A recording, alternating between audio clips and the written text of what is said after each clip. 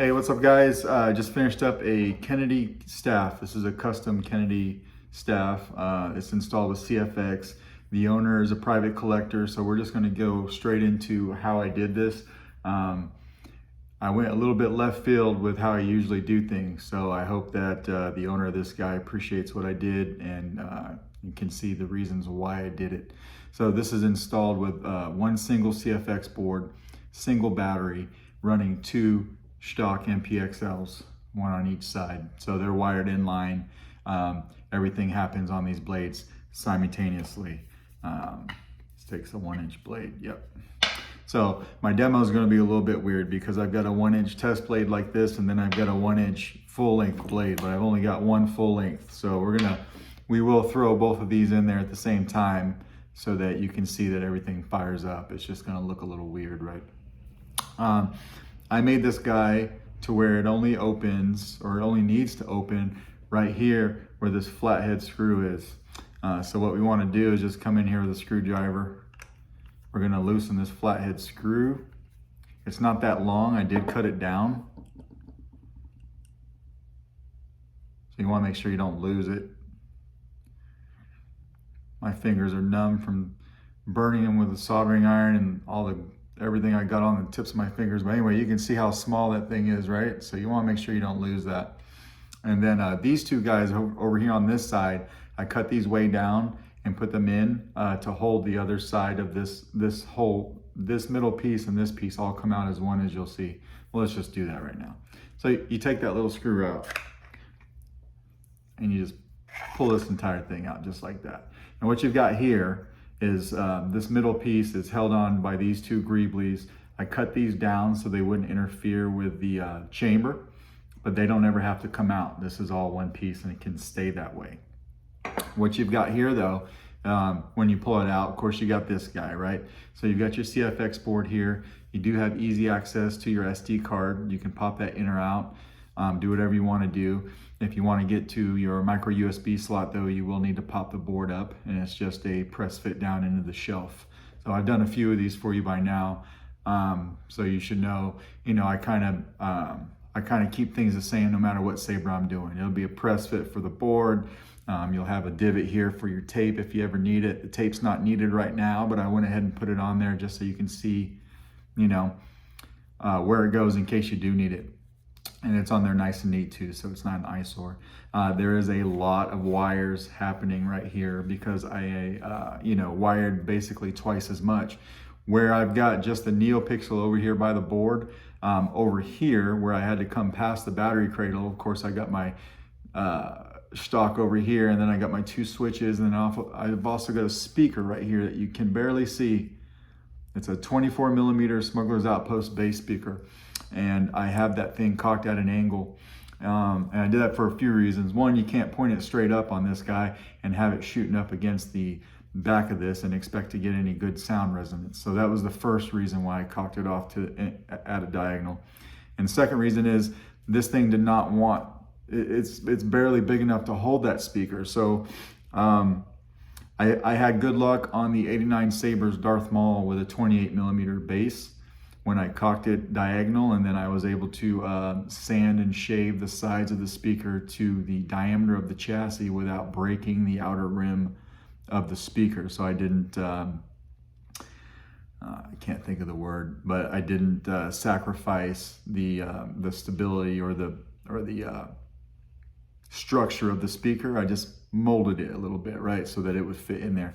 And that way, that sound too now shoots out a little bit further this way or a little bit further that way. And because on this handle, here is where your sound venting is at, right? You've got your sound vents right here. So the speaker had to be over here. And so that was my reasoning for doing that. I think it sounds as good as it can sound with what I had to work with, right? So 2 button setup. You got your activation here, auxiliary here. These are the switches that you gave me. Yeah, I did not put the claw on. So you gave me a claw to incorporate onto this somehow. That is not my specialty. So I went to do it a few times.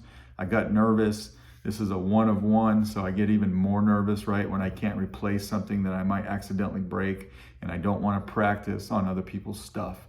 So I opted to not do that. I'm just going to send it back. It's beyond my scope of what I feel comfortable doing with somebody else's stuff at this time, right? But and then I've got a battery sleeve, you could call it, right? You're not going to be able to see it very much here. You will in person though. There's a slight notch in this cradle up top. There's one here and there's one over here. Maybe you could see it in the light. Not really. They're really small. And then the same thing happens here. There's a notch here and there's a notch here in this cradle, because when you put this on, it lines up just like that. Those notches catch so that when you're putting this handle on, this sleeve doesn't slide forward on you. It's an extremely tight press fit into this handle, and I did that for a reason, right? To hold the battery in place. Normally I'd make this battery cradle a little bit more, higher, so there's a little bit more chassis material hugging the battery, but I cut that down as far as I could to assist in the sound resonance, because if I had gone higher and just had more material for that sound to go through, it just wouldn't have sounded very good. So that's where I kind of, try to get creative a little bit, and hopefully you can appreciate that, or if it doesn't work for you, let me know. We can figure something else out. But I've tested this quite a few times and it works really well. There's just gonna be a little bit extra step when you put that battery in, right? Which we'll do right now. So spring side is your negative. I have on occasion come in here and taken this spring and bent it up just a little bit to make sure it makes contact with that piece right there on the battery instead of catching on the wrap here on the side.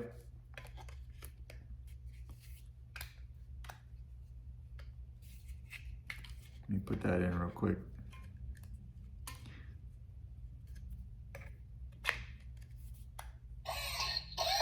There. So what I usually do is when I'm putting the battery in, of course I'll put it in, negative side first, bring it all the way down, make sure it's making contact, and then I push it right up against the positive terminal. So it's like a, right? Anyway, that's what I do to make sure that it is actually making contact there. So now I'm gonna take this cap that I made, and I'm gonna put it over top here, and it falls in line just like that. And then you can come in here and hold this with your thumb. This hole right here is gonna line up with this bottom hole right here. So we'll slide that in.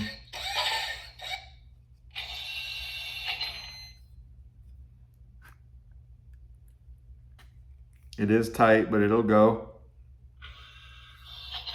Just like that. So now it's in. I'm going to take that flathead screw that we took out at the very beginning, right here. I'm gonna put that back in.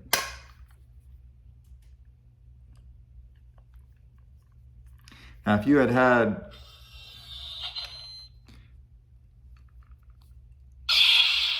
whoops. If you had or one more of these, what I would have done, these two right here, is I would have lopped the threads off, and I probably would have put that head over here and JB welded it right there just for aesthetics. So if you have something like that at home, that's probably what I would do right here. I did not have anything like this that matched even close, so I chose to leave that alone as it is right now. But anyway, let's turn it on, right? So we got activation, shtoks working there and here. Then you got auxiliary. Now, a good way to tell, these buttons had different heights on them. These switches have different heights. So the one that's inside a little bit more, that's your activation. And then the one, of course, obviously sticking out a little bit, that's your auxiliary. And we'll just turn it off. Sound selection. Night. Crystal focus. Night. Exit menu. Night. Crystal focus. Granny.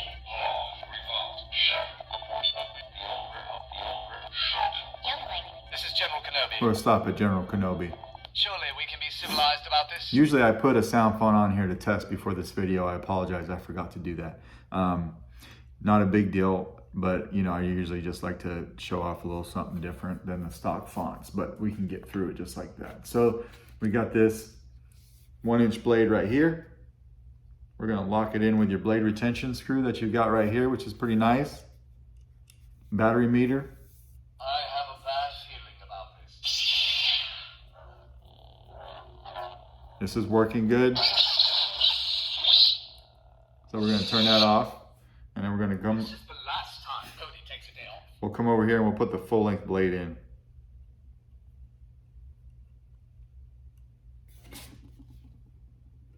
This is the second staff I've ever done.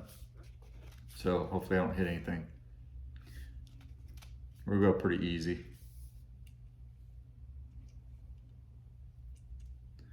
So I'll tighten that down. Of course, you got, if you tap your auxiliary, you know about your battery meter, right? That battery needs to be charged. Hello there. Activation. Our guests have arrived. Working good.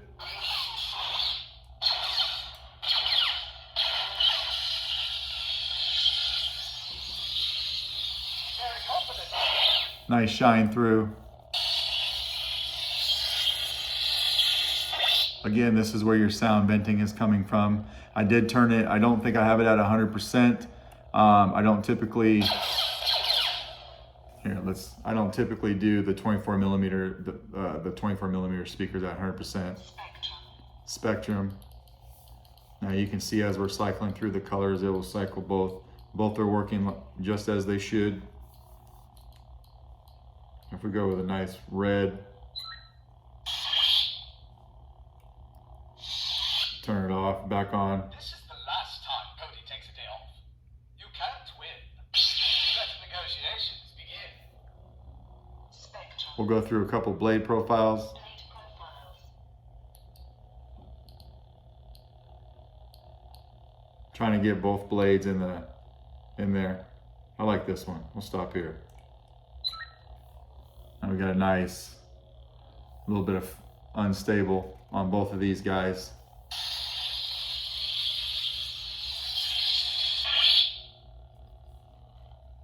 You're wasting your time. So I'm not going to swing this around too much because I'll get stupid and I'll hit something.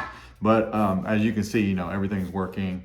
We're going to take that battery out one time just so that you can see how I do it, because it is a tight fit in there. I wanted that battery, once that handle went over that sleeve and everything locked in place, I didn't want that battery moving at all. And it doesn't. So we'll just, we'll take it out real quick.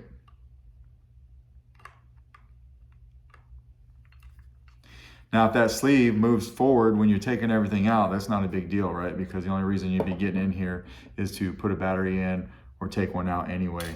But what I found is it typically doesn't.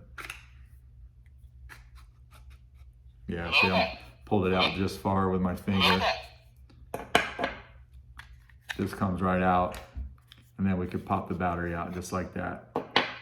And then I'll go ahead and put this in to send it to you as well so it doesn't get lost.